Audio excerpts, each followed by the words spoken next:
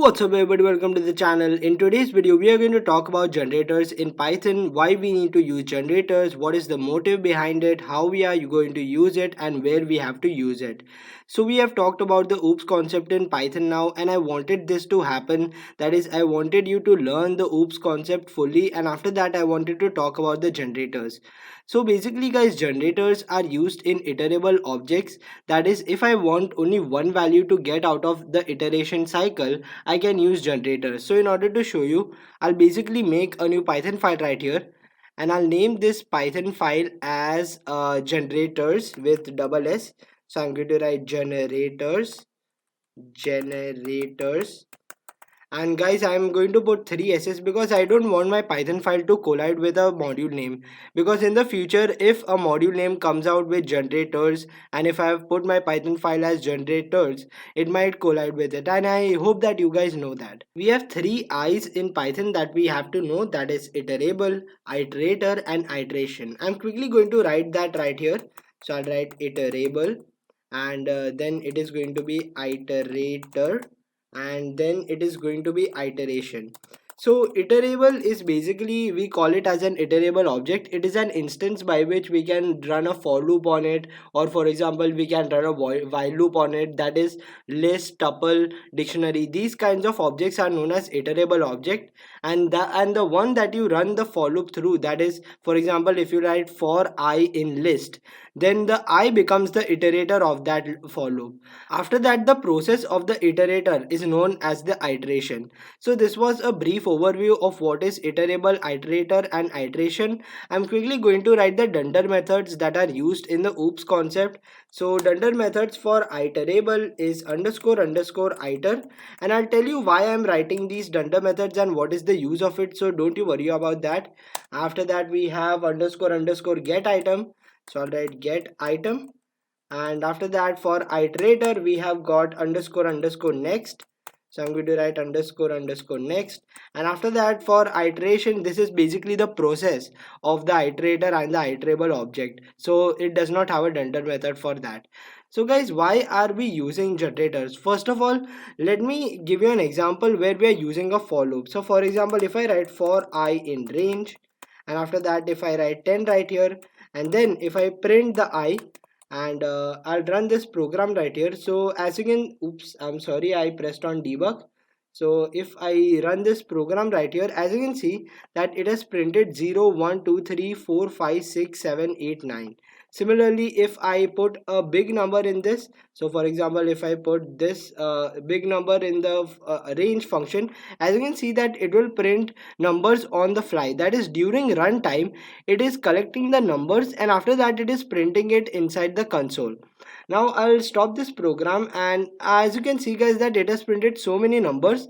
So if I want my program to get only one number inside the iteration cycle and after that give it to me, that is guys, whenever you run a for loop, what happens is that your RAM, it gets this number, it gets stored into your RAM, and after that on the fly it prints one number one by one. But if I don't want the number to get stored into RAM, if I want to save some memory, and if I want only one input from the iteration cycle, what can I do is that I can make the use of generators. So if I comment this out, and after that I'll make a function and I'll name it as generator. So I'll write generator, and after that this basically takes n as an input. So I'll run a for loop right here. I'll write for I in range n, and after that I will write yield n. So guys, now what is this yield n? Why have I written this right here?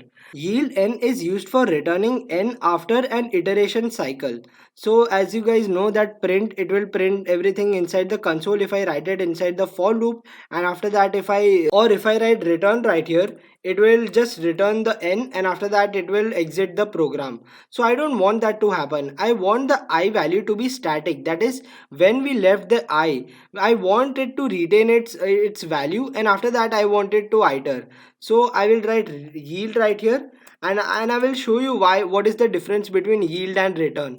So if I write g is equal to generator, and then if I provide 4 right here, or if I provide 4000 400, and after that if I print G, and if I run this program, as you can see guys that it has printed a generator object. Now what is this generator object? The generator object is at this address. That is, when you write G is equal to generator, the G becomes an object, and now we can use this G in order to yield these values, that is in order to get the values of n after every iteration. So I can write G dot underscore underscore next dot underscore underscore next, and after that I will just cut this E, and then if I run this program right here, as you can see that it has printed 400. Now why has it printed 400? Because we are basically yielding 400 from the for loop.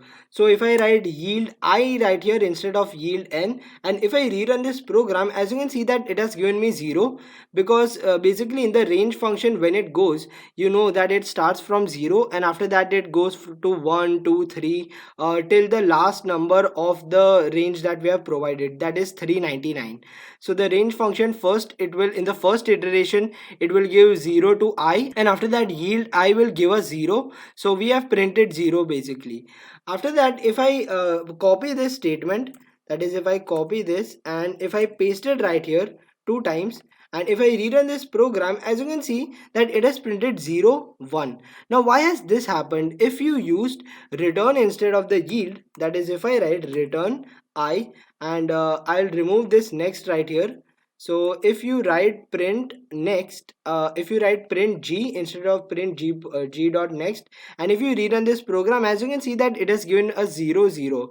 So I hope guys that you got the hint why we were using our yield. That is, we wanted only one number from the iteration. We did not want it to give every number. That is, we don't want 400 to get stored inside the RAM and after that it should print it. No guys, we only wanted one number from the whole iteration cycle, and and after that we wanted the another number from the another iteration cycle.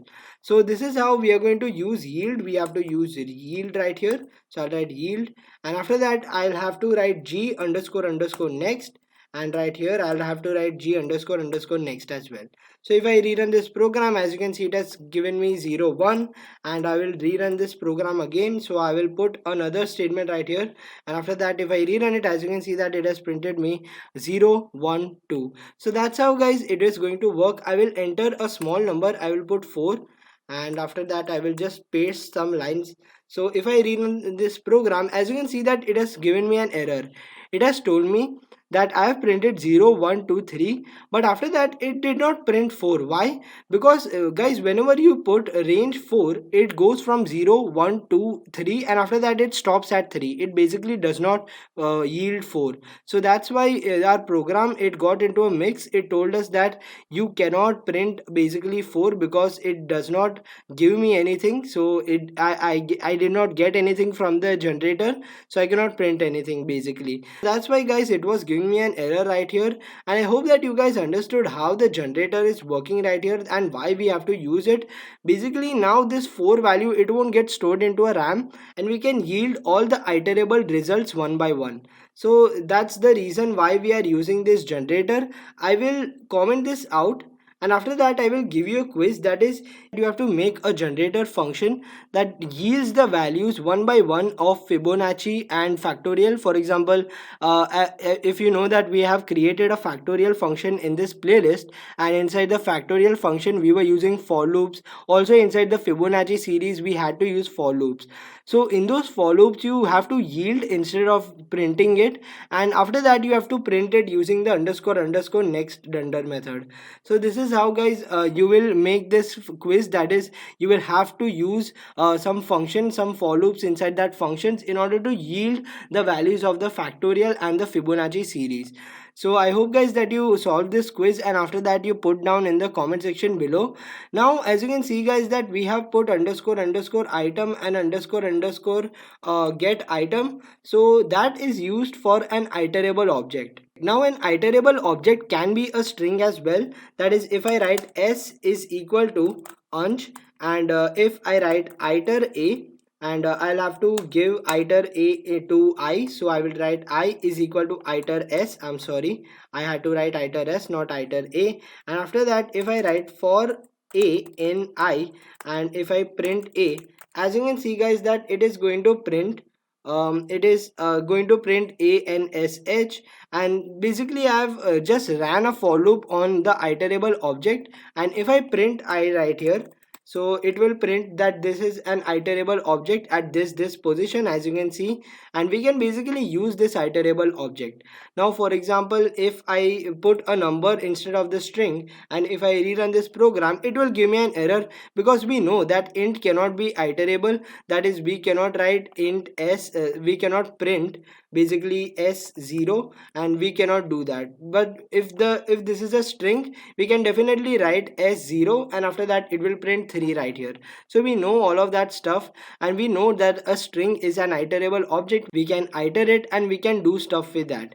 So for example, if I write print I dot underscore underscore next, and if I replicate this 3 times, and if I run this program right here, as you can see that it has given me 0 3 0 4. And if I rerun it again, as you can see that if I rerun this program again, it has given me an error, because it doesn't know what to get after that 4.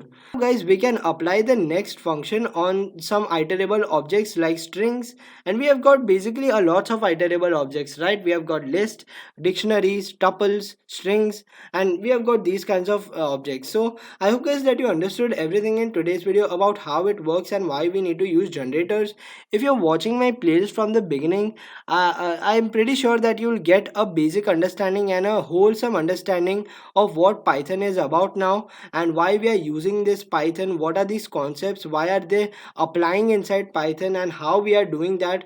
So you'll get a clear understanding of what we are doing, because if you're watching from the teaser to the generator video, that is this video, you have gotten the basic concept of Python, and now we are covering the advanced concepts. We are half through there in order to complete this playlist, and this playlist will be a bit longer because this is going to be for absolute beginners. So I hope guys that you like this video. If you liked it, please don't forget to like and subscribe to the channel.